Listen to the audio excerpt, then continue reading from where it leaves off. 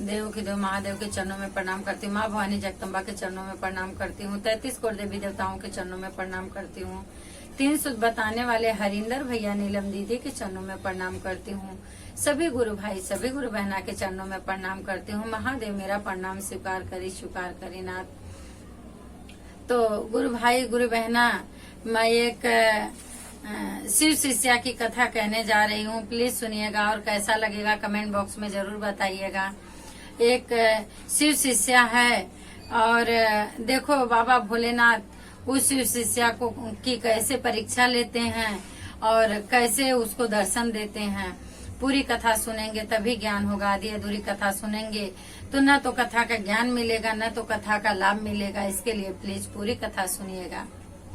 एक कोयरी जात का एक आदमी था और उसने अपनी औरत और अपनी लड़की के साथ रहा करता था। कोयरी का काम है भाजी उगाना और भाजी ही बेचना। तो कोयरी अपनी जो है भाजी, कोयरी की औरत भाजी तोड़ के दे दी और कोयरी लेके बेचने चला गया था सुबह का। और शाम के टाइम कोयरीन बोली अपनी लड़की से कि तुम जाओ भाजी तोड़ के ला दो और सुबह भाजी बेचने के लिए जाएगी। वो लड़की जो है बहुत गुस्से में थी, बोली नहीं मैं नहीं जाऊंगी। तो उसकी माँ ने उसको डांटा और बोला नहीं जाओ तोड़ के लाओ। तभी वो लड़की गुस्से से भाजी तोड़ने के लिए आई थी और घर की तरफ देख रही थी कि मैंने तो गुस्से से आई, मेरी मम्मी नहीं आई अभी तक। तो गुस्से से ही तोड़ रही थी और भाजी टोकरी में रख रही थी। तब तक उधरी से माता पार्वती और बाबा भोलेनाथ दोनों जन भ्रमण के लिए निकले थे। वो लोग जा रहे थे। तभी माता बोल रही हैं कि प्रभु देखो वो कितनी सुंदर सुंदर भाजी, हरी हरी भाजी वो लड़की तोड़ रही है और रख रही है। देखो कितनी सुंदर भाजी लग रही है। क्या है ये, कौन सी भाजी है? तभी वो कद्दू था और माता जी को पता नहीं था कि ये कद्दू है कि ये क्या है। तभी वो बोले कि बेटी, तभी माता जी बोले प्रभु पूछो इस लड़की से कि क्या है ये। तभी वो बाबा भोलेनाथ ने उस लड़की से पूछे, बोले बेटा क्या है इसमें क्या बोया है, कौन सी भाजी है बताओगी, क्या निकाल रही हो तोड़ तोड़ के। तभी वो लड़की तो घर के ही गुस्से में थी कि उसकी माँ ने उसको जबरदस्ती भेजा था, लड़की आ नहीं रही थी। लड़की बहुत गुस्से में थी, बोली नहीं। वापस बाबा बोले अरे बोलोगी क्या है, इस कौन सी भाजी है, क्या तोड़ रही हो, क्या रख रही हो, क्या है? बाबा बोले क्या है बताइए, क्या तोड़ के रख रही हो, ये क्या है? तभी वो लड़की गुस्से में लाल थी, बोली कि क्या है, क्या करोगे, क्या है, लड़का है क्या लोगे, क्या लड़के हैं बच्चे हैं लोगे? तभी बाबा भोलेनाथ बोले कि अरे मैं तो प्रेम से पूछा और ये इतने गुस्से में बोली। तो उस लड़की का परीक्षा लेने के लिए बाबा ने बोल दिए यो मस्त। अभी उस कोहड़े के खेत में जो कोहड़े की भाजी तोड़ रही थी, उस खेत में बहुत सारे लड़के ही लड़के, कोहड़े के जगह लड़के ही लड़के हो गए। जब भी वो गुस्से में बोल दी कि कोहड़ा है लोगे क्या, वो गुस्से में बोल दी कि लड़का है लड़के हैं लोगे क्या। तभी बाबा ने आशीर्वाद दे दिए और छोटे छोटे बहुत सारे कोहड़े के जगह सब बच्चे ही हो गए और सब बच्चे चीखना रोना चिल्लाना चालू कर दिए। छोटे बच्चे रोएंगे ही, रोना चिल्लाना चालू कर दिए। माता जी बोले कि प्रभु आपने ये क्या किए? तो बाबा भोलेनाथ बोले गौरा मैं आता हूँ तो तुमको इसीलिए लेके नहीं आता हूँ। मनुष्य का मन कभी कैसा है कभी कैसा है, क्या कुछ बोल देते हैं, आपके तो समझ में नहीं आता है। आप मुझे ही बोलती हो कि पूछो प्रभु, और मैं पूछता हूँ तो देखो अनाप शनाप बोल देते हैं। मुझे भी गुस्सा आया, मैं भी बोल दिया यूं मस्त। वो बोली लड़का है बच्चे हैं, मैं उसको बच्चे का ही आशीर्वाद दे दी कि लो बच्चे हैं तो बच्चे ही लो, उल्टा बोली हो तो उल्टा ही लो। उसके बाद वो लड़की बहुत परेशान हो गई, बोल रही अरे राम रे अभी मैं क्या करूं, इसमें तो बहुत सारे बच्चे हो गए, तो कोहड़ा तोड़ रही थी।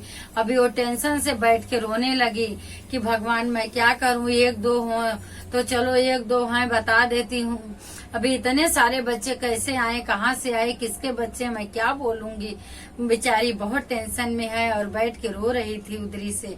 तब तक माता पार्वती और बाबा भोलेनाथ भ्रमण से लौटे थे, उसी जगह से लौटे थे।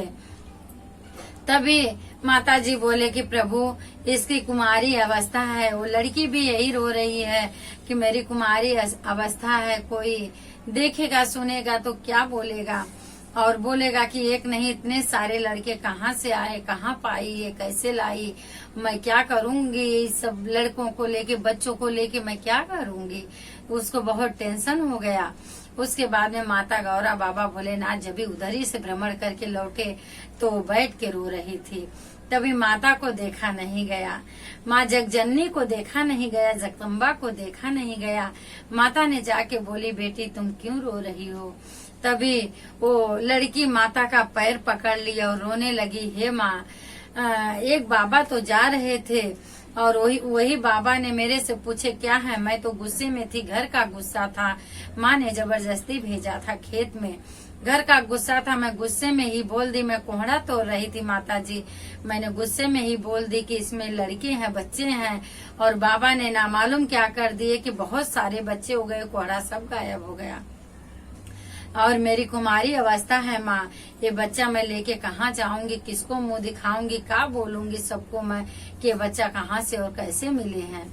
तभी बाबा बोले कि बस तुम्हारा हो गया गुस्सा, शांत हो गया।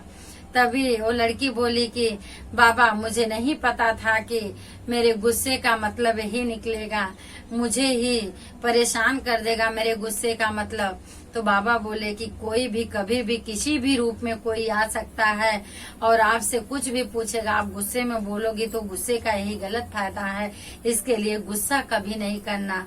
गुस्सा होके भी मन में गुस्सा है तो भी कोई बोल रहा है तो उससे मुस्कुरा के ही बात करो, मुस्कुरा के ही उसका जवाब दो। जो भी पूछ रहा है मीठी वाणी बोलो, कड़वी वाणी मत बोलो। तभी वो बोली कि बाबा मेरे से बहुत गलती हुई, मैं अपने अपराध के लिए क्षमा मांगती हूँ, मेरा अपराध क्षमा कर दीजिए बाबा।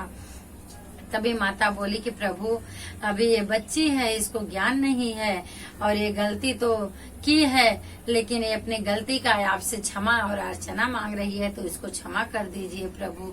तभी बाबा भोलेनाथ उस लड़की के गलती को क्षमा दिए और उसको आशीर्वाद दिए। और यो मस्त जब भी बाबा बोले तो पूरा जो बच्चे थे वो सब कोहड़ा बन गए, वापिस सब कोहड़ा बन गए। तभी वो लड़की बोली हे प्रभु आप कौन हैं, मैं तो नादान हूँ, मुझे नहीं पता है, मुझे तो ज्ञान नहीं है, आप कौन हैं मुझे बताइए और मैं आपको जानना चाहती हूँ प्रभु जी। तभी बाबा भोलेनाथ माता गौरा जी अपने ही रूप में आके उस लड़की को दर्शन दिए और वो लड़की धन्य हो गई बाबा भोलेनाथ का और माता गौरा का दर्शन पा के वो लड़की धन्य हो गई। गुस्से से ही सही गई, लेकिन उसको ज्ञान नहीं था, इसलिए बाबा भोलेनाथ उसको दर्शन दिए। तो ज्ञान रह के हम गलती करते हैं तो उसका हमें दंड मिलता है। अगर ज्ञान नहीं है, अगर अज्ञान होके हम गलती करते हैं तो बाबा उसको क्षमा करते हैं। तो ज्ञान रह के गलती कभी मत करना और बाबा की पूजा अर्चना प्रेम पूर्वक भाव पूर्वक करेंगे तो बाबा सबकी मनोकामना पूरी करेंगे।